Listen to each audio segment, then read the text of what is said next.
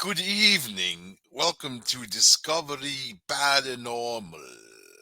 I am your host, Beauregard Asshole, and I will tell you this. No eternal reward will forgive us now for wasting the dawn. I debated whether to start talking like that from now on. Just like, just kind of like talk like this. Hello. Kind of impatient. I come from some country in Europe where we don't like standing in line. Get to it already. Be like all demanding all the time. Hurry up. Take your time, but hurry up. Get to it. That's how crazy. That's how crazy I am. That's only a taste. That's only the mere taste of the hors d'oeuvre. How crazy I am. So tonight we're talking about spirit guides. And the crazier you are, the more the stronger they need to be. Just put it that way. Stronger they need to be. The people who, spirits who, animals who will guide you, give you messages, kind of give you the heads up for trouble coming. Some of them are better at it than others, apparently. But also it depends on the person. I think I think that they're going to be with you no matter what. But I think that people kind of get desensitized from being around certain people. So they're supposed to give you that guidance, use that feeling, the message, something tangible that's going to kind of distract you and make you think of doing the right thing instead of doing the wrong thing. That doesn't work for people. Sometimes it does. I don't want to be negative on you. That's what spirit guide just told me. My spirit guide has been through the ringer, man. So what is a spirit guide? Is it like a guardian angel, Curtis Sliwa type of thing? No. So using the language of modern mystics, a spirit guide is a non-physical being assigned to guide us to attain the greatest potential on earth. In a way, they care for us like a guardian angel and assist us in many processes and transformations as we navigate life. The spirit guide is an ascended being that has thoroughly mastered life's lessons. You know what? They've been through it, right? And comes through energetically as a guiding light for you. So whether you know it or not, you basically have a whole team of spirit guides. That's your cheering section. Your biggest fans. So, and no matter the cultural, spiritual background, every culture, everybody talks about spirit guides. Isn't that funny? And it's all about knowledge, wisdom, protection. Isn't that beautiful to think something like that, man? To like just have that thought that there's this guide looking out for you. You know what I mean? What about all the people who get killed, though? I don't know what happened to that. I don't. You see, there's a thing going on. What about the innocent people? What about the people who are kind of just innocent bystanders and they get, you know, hey, watch out for that bus. What bus? Boom, type of situation. You know what I mean?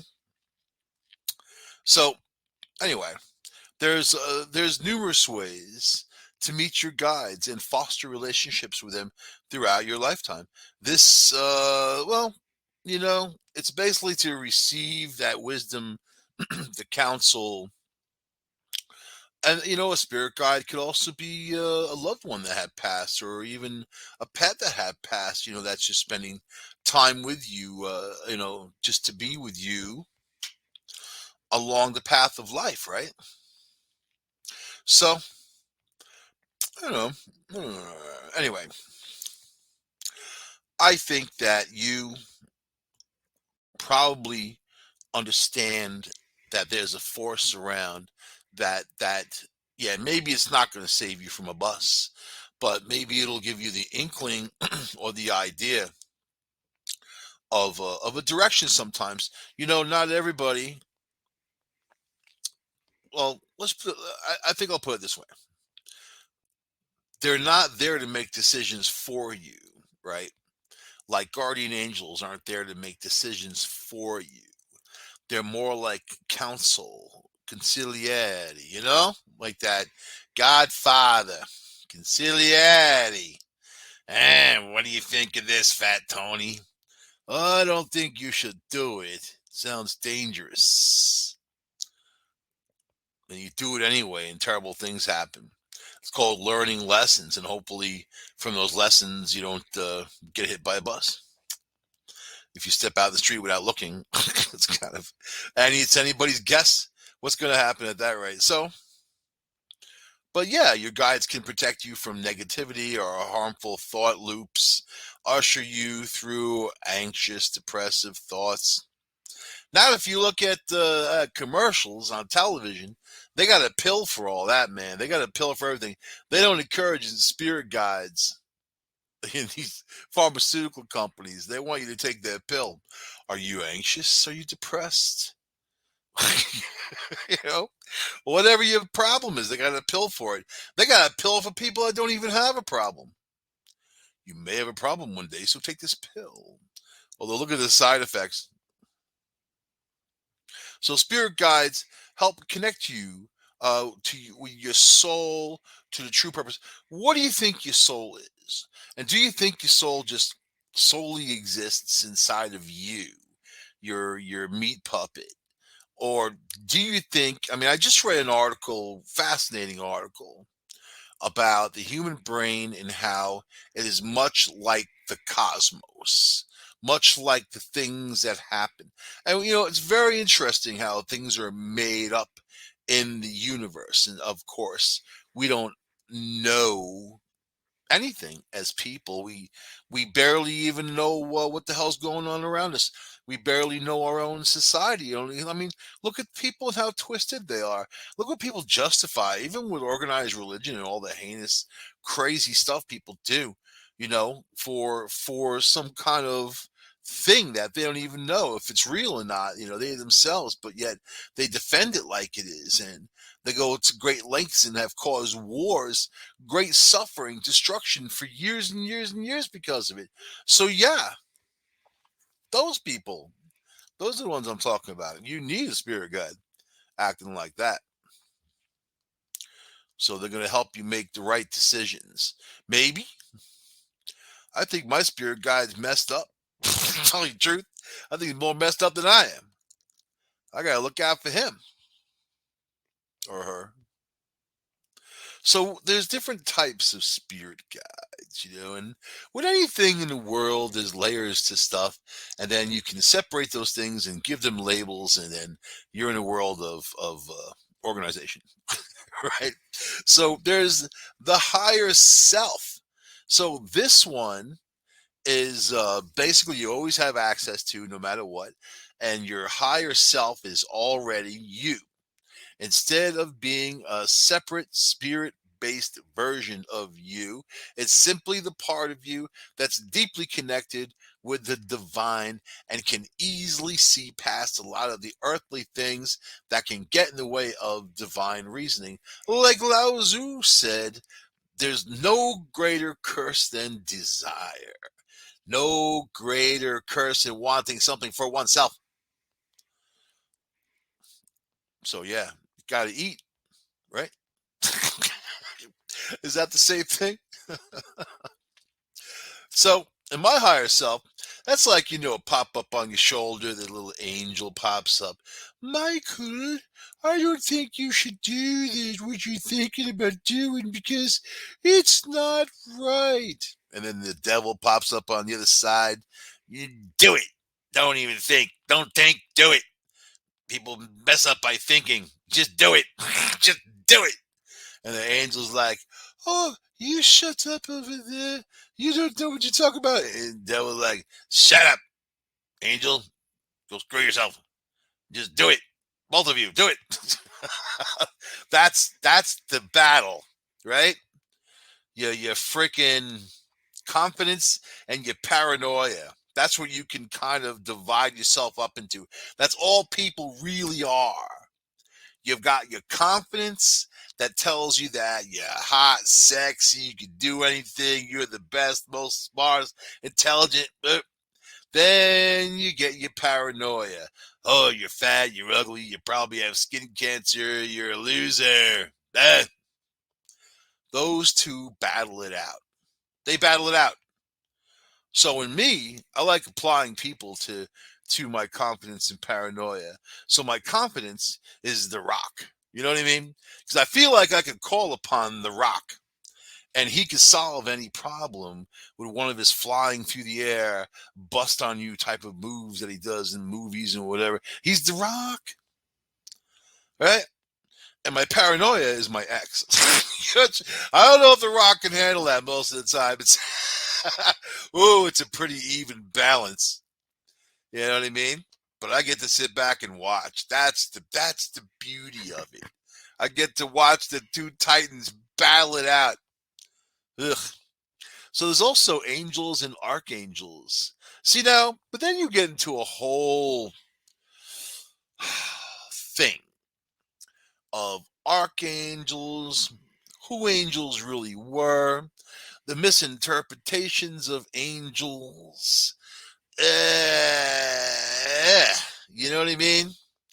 There's a lot of dumbfummery in there. There's a lot of people who wrote that stuff too that didn't know what the hell they were talking about, or they kind of just acted on the things that they wanted to believe, agenda-oriented programming, but it wasn't necessarily true. So in history, what history says, what people say in their daily life and the things they said, not what historians had written necessarily, but what people who were living at the time had said was like these fallen angels came down from the sky and these fire chariots, and they were very tall, and they had these tools, equipment that they were able to build walls and things and whatever with, right?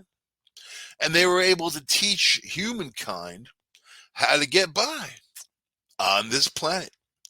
So, and then as the years went on, I mean, if you know about that whole narrative and whatever, where the angels mated with the human girls, and then boom, they're popping out giants and all that. There's all that too, which is written about a lot, you know. But just religion in general, the rules are very suspicious, man, of just power and control, right? And the contradiction is very, very real.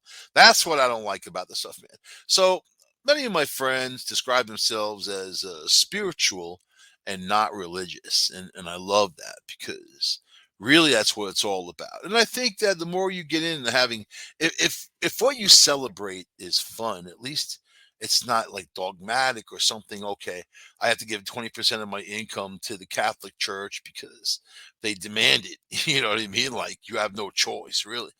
You really have no choice, you know. And then whatever they do is what they do with it, and it's not, you know. I don't, I don't like organizations that I can't support an organization that doesn't drive their belief system's not in line with mine. So I can't use my money to do this stuff like that. It's bad enough that a lot of my tax dollars go for things that are unwarranted and not for the betterment of mankind or our country or our society, but more just to as payoffs. I mean, a lot of these politicians, they commit crimes, they do terrible things, and then all those fines, all this stuff when they step out of their office and they get fined, those insurance companies don't pay for them from the state or the federal government. It comes out of the taxpayers' dollars. And that could be millions of dollars, for people who act out and they're not personally or financially liable. And I think that's wrong. So this is the world that we're in. This is why you need spirit guides. You know what I mean? Think that Andrew Cuomo, the former governor of New York, had a spirit guide every time he tried to grab one of those young girls, and that the little angel will pop up. It'd be like a version of him too. Can you imagine Cuomo as an angel? I could never even imagine it. You know, you know how he talks. Bing, the angel pops up. If you put your hands on that girl, You're not going to be governor anymore. And then the devil, Andrew Cuomo, pops up on the other shoulder. Boom. If you don't touch her, you're not a man. So show us some of that toxic masculinity that I taught you. And little Como Angel be like, no, it's not good. I plead with you to do the right thing, the Christian thing. And you know the rest of the story. Angel lost, unfortunately. But isn't the devil an angel? That's the confusion. Because it is. It was supposedly the first angel, right? Who challenged the throne. And then Michael, the archangel, took the devil and threw him down to earth, along with anybody that wanted to go with him or anybody who also fought, showing you that it's an infallible system if it can be challenged like that. Oh, so confusing, so confusing, so confusing. So, not really. It's not. It's actually very plain to me. But archangels are powerful spiritual figures that tend to come with a specialty. For instance, Archangel Michael represents protection, courage, and truth. So you can call on that energy anytime you need. I'll say this though. And all these investigations that we do, when there's something bad there and we need to move somebody along, whatever, we say that Archangel Michael prayer and then everything is A-okay after that. So yeah. So there, all you people. Other angels may not come with a specific name and may feel like they're yours and yours alone. If you sense an angelic presence, feel free to ask them their name and what they're there to teach you. See? That's honest, man. Then you have ancestors and ascended masters, right? There's a theory that when somebody dies, their spirit ascends to a higher plane where it can stay to assist humans on their earthly paths before reincarnating again. Like customer service. You know what I mean? They're kind of there. They don't know where they are. They're on a little plane higher. They may have the answer. They may not. You might get disconnected after 45 minutes of being on the phone with AT&T, waiting to talk to some person. So these can be relatives you knew in this lifetime, people or ancestors from previous lives, the spirits your soul has been in contact with before. These particular spirits come with a wealth of information that they acquire on Earth. Plus, they gain the knowledge of all that is simply by being in ascended form. So they know a little bit more and they got some message, right? Some people refer to ascended masters as the big guns, like Buddha and Jesus. But I've seen these come through as only any spirit energy with impressive things to teach and share. You really think that Jesus has all that free time to go talk to everybody? All these people that say they saw Jesus. I saw Jesus. I saw Jesus. I was 19 years old. I had poked on a cigarette, Marlboro cigarette, man. I looked at it and it had the face of Jesus on it. But yeah, but yeah, but all right. It really comes down to, I think that, yeah, sure, you could put, yeah, it's Buddha, Ronald Reagan, whatever, you could say anybody. My spirit guide is Ronald Reagan. Well, I don't recall. I don't recall. Hey, Ronnie, remember when I messed up like that? Oh God, it was terrible. I don't recall. I love you. I love that. Plant and animal spirits. So, animism is the belief that objects, creatures, and even places all have a soul or distinct spiritual essence.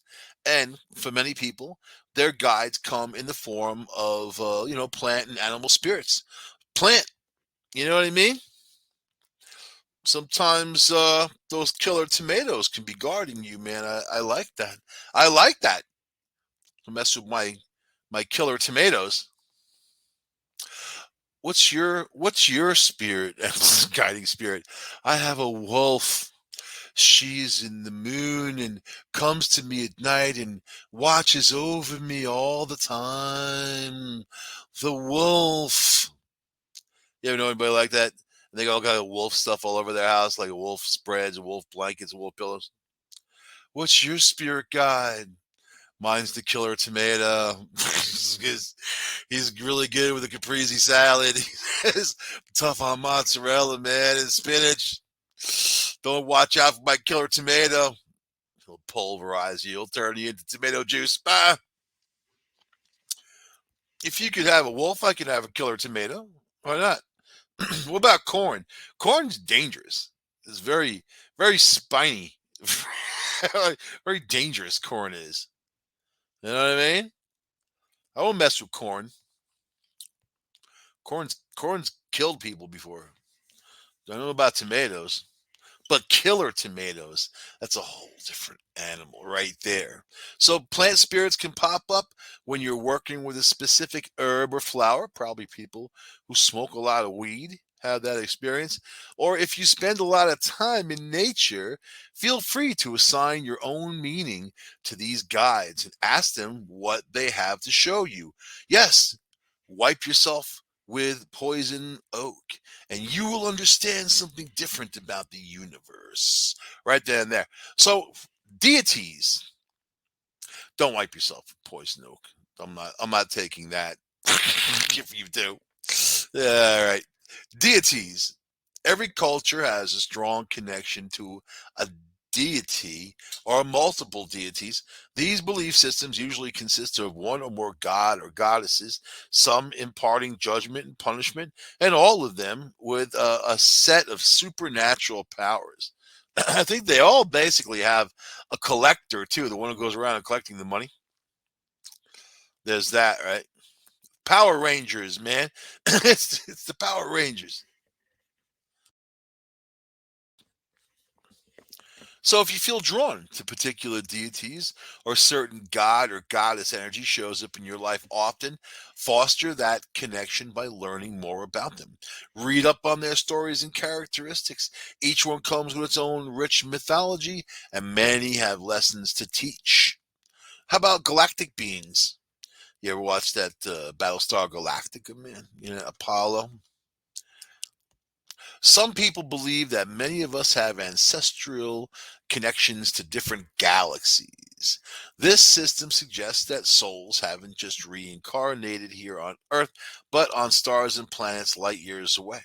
If you feel like you've never really belonged here on Earth and feel a spark of energy when you hear about potential being related star based spiritual teams and systems, yeah, I feel that. Keep waiting for that ship to come and get me the hell out of here. Oh, God. So freaking long. All right. So, and we're all made of stardust, right? My sister Mel says in your DNA, that DNA sparks memories in your brain, in your system. And sometimes these can be ancestral memories. Sometimes they could be distant, far off in the galaxy memories, especially if we're made of that stardust. It really comes down to a very interesting thing with DNA and genes, man. If you look into it, it's fascinating. Fascinating. So, and how about universal and spirit energy? Many people don't see, sense, or hear any particular guide, but instead tap the all knowing energy of the universe. This is the collective sea of unconscious energy that connects all of us, a spiritual source of energy that is all around us and also is all of us. You can call it universe, spirit, source, or God. You always have access to it and it always is there. If you don't feel connected with a specific spirit, animal, plant, or galactic energy, this might be the way to go. Of course, if you have deep connections to your spiritual guidance team and a more universal energy, you can do that too. Whatever. Whatever doesn't cost you money. Does that work? How's that? Or yeah, you want to buy some candles and get naked and dance in front of a fire? That's the best right there. You know what I mean? Send pictures. But the reality is, for all this, you're a sinner. Jesus died for your sins. You bastard. And I'm thinking, like, you know what? That's really a terrible thing to say to somebody, especially a kid. Jesus died for my sins. You know how I'm living. Or maybe I should sin more. I don't want people to die in vain in my name. You know what I mean?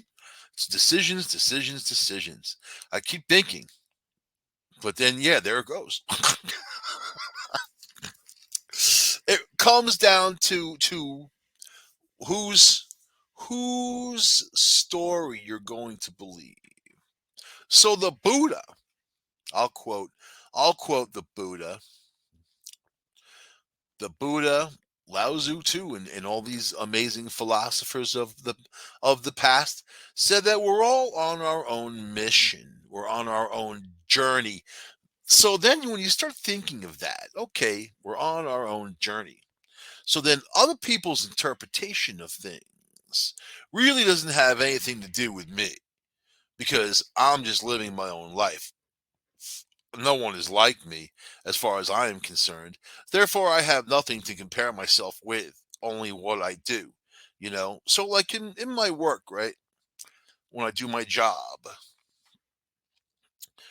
I, it's a mission to me, you know. And then when you're on fire like that and you're just fast paced and you like what you do, you know, it's not a job. It becomes something else. You know, it puts you in the zone. So I think that the universe doesn't have an incredible amount of randomness, believe it or not. You know, it just seems like decisions are choices are very narrow as far as people go. You know, and if you want to attain, if you really want to attain enlightenment, there's only one way to go, and you have to give up all those negative things that so many people hold on to, like selfishness and anger and hate. You know, all the stuff that drags people down and keeps them in that hole. Then they meet other people in that hole and they end up that staying there because they get comfortable, right? So terrible. You know, when I was young, I remember they had this zoo going around, and you know, it was like one of those parking lot zoos or whatever. They had a bald eagle in the back of this truck, you know, like a cage and whatever. And I looked in that eagle's eyes, and I just felt like just what the epitome of mankind would take something so beautiful and so free and also the symbol of the country and cage it up and roll it from town to town in heavy traffic and treat the thing, take it totally out of its nature, you know. And that's the pity of it all, isn't it? The pity of it all. And I think if you can be one of those people that can fix those situations, that can make some good in this world, any act of kindness, any little scrape of it is going to cause some kind of good. And we all have the ability, you know? So anyway, let's see. Anyway, let me get let me get on with this. Instead of yakking away. All right. So, 10 simple, beautiful ways of getting in touch with your spirit guide. Boom, boom. How about music? You ever think music? I know my spirit guides like certain music because they put songs in my head that wouldn't normally be in my head. When my mom died, like right there, this song from Missing Persons started playing in my head. Destination unknown. Doo, doo, doo, doo, doo, doo. That song. It just played in my head over and over and over again. I liked the band. I remember them from back in, I think it was the 80s or whatever. Whatever. But I don't own that type of music and whatever. But I started listening to that song on on YouTube just over and over again, crying my face off. And it's such a weird thing. And there was no reason for that song to be in my head. I mean, in such a tragic moment, this just boom, it was there. And it was kind of funny. It was also like my mom's sense of humor. There's a lot of things that are attached there. It's very weird, man. But I get it, you know? So anyway, let's yeah. If you're gonna reach out, that inner knowing, you know, that feeling or sense that you know something, the voice from within, that thought, that feeling, like my sister Mel and her granddaughter talk to each other all day long in their heads. It's something that they both do. They communicate. They're in different places, different states. They talk to each other in their heads. It's amazing, and I've known this from other people too. It's a communication. You can look to that pineal gland for that, right? What many believe is that telepathic process, and then it comes down to quantum tunneling, instantaneous of energy moving from one place to the other. So there you go. How about sparks of light? Sparks of light are another indicator of a spirit guide's presence. Sometimes your guide's with you. You see little sparks of light. Could also be having a stroke, so you might want to be quick with the 911. Dial 91 and wait if you get a message, or you know you need to hit that one again. So, how about books falling off the shelf? This happened to my mom when her father died, my grandfather, who had lived in San Francisco. And middle of the night, she heard a big ruckus in her living room. Boom! Actually, it was three things. This is going to sound crazy. First thing, the doorbell had rung multiple times. Ding dong, ding dong, ding dong. This Long Island bedroom community, Massapequa. You know, nobody around at night, 2:30 in the morning. People like me stirring around out the streets. So she gets up, goes to the front door, looks out the window because she don't know who the hell it was. 2 o'clock in the morning, ringing her bell. Didn't see anything, and just kind of looked around. I guess she looked in the backyard, out the window, then went back to bed. And then the phone rang. Ring, ring, ring, ring, ring, ring. She gets up. This is just like 10 minutes later. She gets up, goes, answers the phone. Nobody there. Hangs up the phone. Goes back into the bedroom. And then, she was with her person at the time, her significant other. And they were bewildered. They didn't know what was going on. 2:30 in the morning, 2 o'clock in the morning, whatever. So then, 10 minutes later, she hears this big boom in the living room. Boom! Goes out there, and a book that was on the shelf, encyclopedia that was up on the top for California, fell on the floor and opened up to exactly the same page of the town where her father lived in California. And then come the following day, that she got the call that he had passed away in the middle of the night, you know. So interesting when you think of these things, right? So the book falls off the shelf, you should pay attention, man. And I don't know. Step number one, get into the habit of asking. I read a book one time, said don't be afraid to ask for what you want, right? The first step to connecting with a spirit guide is to get into the habit of asking. We often forget that we have guidance within us and around us. In the business of day-to-day life, it's really easy to forget this connection. When we forget that we can call on spirit for help, or we can start rely on our strength, our own strength, and their strength too. But that's when the fear sets in, apparently. Therefore, the first step is to get into the habit of asking your spirit guide, because then you think your spirit guide is going to turn his back on you. So there's that paranoia, you know? The more you ask, the more you receive, period. This about all the things, says the Pope. This about all the things that you that you need help with. Maybe you need help conceiving, trying to have a baby. I think that's people's problem. Help or making more money. If you're going to have a baby, you better be making more money. Or healing a relationship that's struggling because you had a baby and you ain't got enough money. So there goes that. Make a list of what you need. You can tell a woman wrote this. I'm just saying, make a list of what you need. Guys never think like that. Your spirit guides help with. Make a list of 5 to 10 biggest things to help with. Do this now, right now. Write it down right now. Do it. Once you make this list, your next step is to offer up everything you need help with and invite your spirit guides to reveal solutions. Yeah, you gotta admit your faults.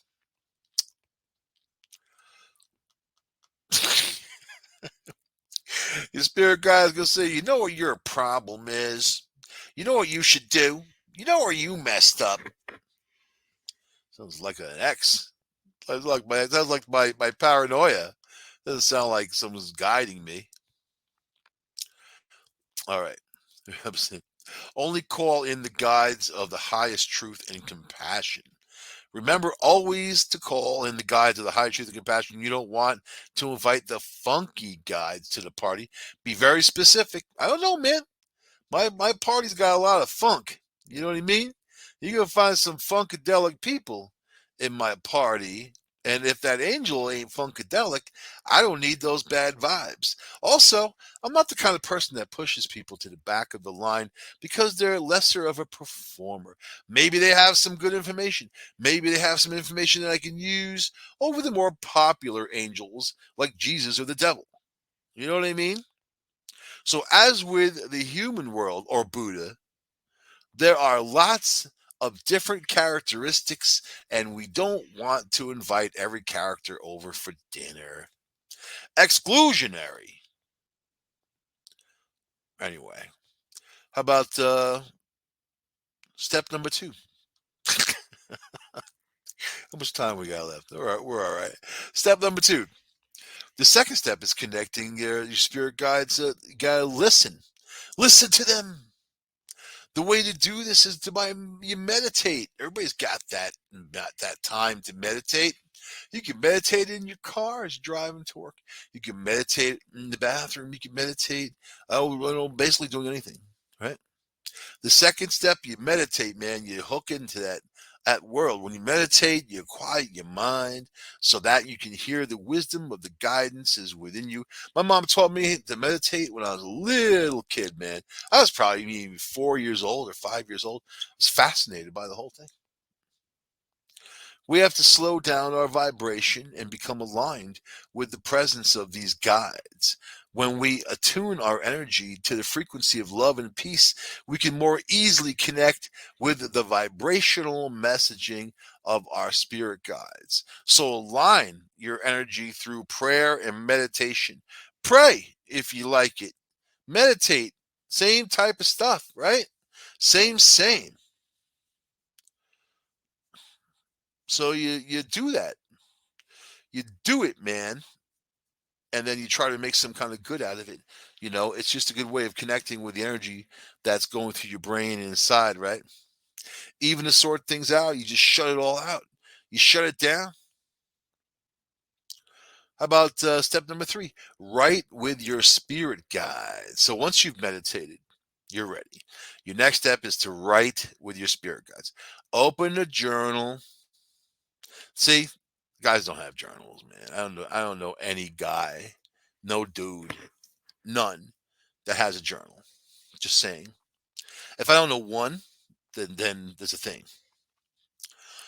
Open your journal or just grab a few sheets of paper At the top, write an invitation to them, such as, "Thank you, guides of the highest truth and compassion, for revealing me the solutions of these issues."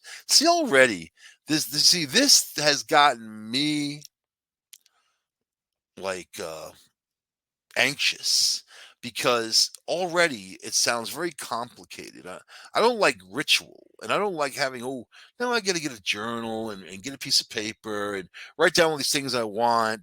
And then, God forbid someone catches all that. You're going to hear it in court one day. So, yeah, great. So, yeah, no, you just do it in your brain, do it in your mind, in your brain. And yeah, you can hear stuff in court one day, relationships get into business, which gets into court stuff. You think that people in business don't go to court? They do. So you can thank your spirit guides, right, for whatever they do for you. And then let's see. Then you can let your pen flow. You can write, "Dear guides of the highest truth and compassion, I welcome you to write through me now." And you let your pen flow. You kind of just do that psychic writing. Shush, shush, shush, shush, shush, shush, shush, shush, shush, shush. What if it says like, "You're an asshole, leave me alone, get out"? That's the classic haunted house flair. Get out. Anyway, your guides may speak directly at you. Maybe they don't want to write. Right? Step 4: ask for a sign. Your guides can play fun games with you, like Monopoly or Scrabble. Then they like to show you that they're present. So get playful with them and ask for a sign. Have you never asked for a sign before, or have you asked but not known whether you received it? And know whether you've received clear guidance. You'll be blown away when you start to ask your guides. See this, and you're putting a lot into what is like negative spirits around. You're putting a lot on the table with that kind of trust. Step 5: pay attention. What? And you ask, why am I reading this if I'm criticizing it? That's why. I'm telling you where it's wrong and what you should do instead, maybe. Step 5: pay pay attention to the guidance you receive. It's one thing to ask for guidance, it's another thing to witness it, to really take it in and relish in the presence that's supporting you. I love relish. Relish on a nice hot dog. Oh yeah. Some yellow mustard. I'm hungry. When you pay attention to the guidance you receive, you're letting yourself be in the awe and wonder of all the love that is around you. This beautiful feeling is available when you truly let yourself witness the amazing support that is always with you. The practice of paying attention to guidance isn't about demanding. You don't go around all day asking, "Where's my guidance? Where's my guidance? God damn it, where's my guidance?" Instead, you simply allow yourself to be open to the wonder of that guidance. You think Andrew Cuomo will ever be somebody's guiding angel? I don't know why that popped in my head. You know why? Because all the Cuomo brothers are fired from their jobs right now, and I feel vindicated in a weird way. That's why. So, step number 6, and I gotta move it because time's ticking away. Stay in an energy gratitude. Shift the way you talk to your guides if you find yourself thinking like, "Guides, why haven't you given me this yet?" Or, "Guides, I don't believe in you. You haven't shown up. You haven't done anything for me. What have you done for me lately? You know what your problem is. You know what you should do, guides." You're showing your distrust for them. You're telling them that you're not really open to their guidance. No, you're telling that you're a narcissistic brat that just can't help your own damn self. They're not sitting there doing stuff for you. You know, it's about helping you help yourself. Jesus, Jesus. You don't think Jesus gets frustrated? You don't think Buddha? You don't think Buddha gets frustrated? He left his wife and kid, Buddha. He left the whole palace. He took off, left them hanging for he was gone. He was gone for years. Wasn't seeing how people suffer. The guy had some kind of psychological issue. Want to go out and see people suffer. You left your wife and kid behind, man. Anyway, your gratitude keeps your relationships strong. Oh yeah. We don't have enough time to even go into that one. Oh boy. Step number 7, release the outcome and trust in the plan better than your own. So your plan isn't worth anything. So you have to trust in the plan that's better that your guides are going to give you, but you may not know what the hell that is. Your guides have a plan that's better than yours. They're loving and wise, and then they want to bring the right relationship, the right career, the doctor you need, the experience that will help you, the doctor you need. You will get in the way of what guidance is. It's often avoided divine guidance. People don't want to look at it. They don't want to know it. You want to control the situations. How about this? Just control yourself. Don't worry about controlling anybody else. Control yourself and don't think too much. Don't think too little. Don't think too much. And you'll be in the zone, right? Step number 8, be more childlike. Stomp your feet and demand stuff. That's all. If you have young kids in your life, you may be aware that many children can still see their guides. They may even speak about them. Usually, around the age of 7, the veil starts to close and we shut down the guidance system. To lift that veil and reconnect with your guides, be more childlike. Yeah, go get poop in your pants, roll around the floor, and yell and scream. There you go. And then when it's Christmas, ask for everything that's $1,000. Ask for everything that's $1,000. Jump on a trampoline. Go for a run. Paint, swim, cook. Kids cook. There's some easy bake oven action. I don't know about that. Whenever she says this one, whenever I'm cooking, I feel the presence of my guides around me. Maybe they're hungry. Hungry. Step number 9, ask your spirit guides for their names if you feel called to do so. Uh, you don't have to do this step, but if you want to do this step, you can do this step. Just call out their name and whatever, and they'll give you the name sometimes. All right. And step number 10, finally, trust in your own psychic ability. Believe in yourself. Believe in your capacity to call on his presence. Believe in your abilities. Believe in your knowledge. Believe in yourself.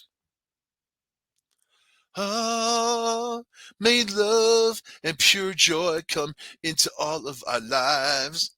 Life can be dark, but our spirit angels will always be there to guide us. Unless they're not, then you die a horrible death and painful too. Trust in yourself and your angels, or you're done for. Bomb. What the Beatles say? All we need is money. Wah, wah, wah, wah, wah. All I need is money. Wah, wah, wah, wah, wah. All we need is money. Money.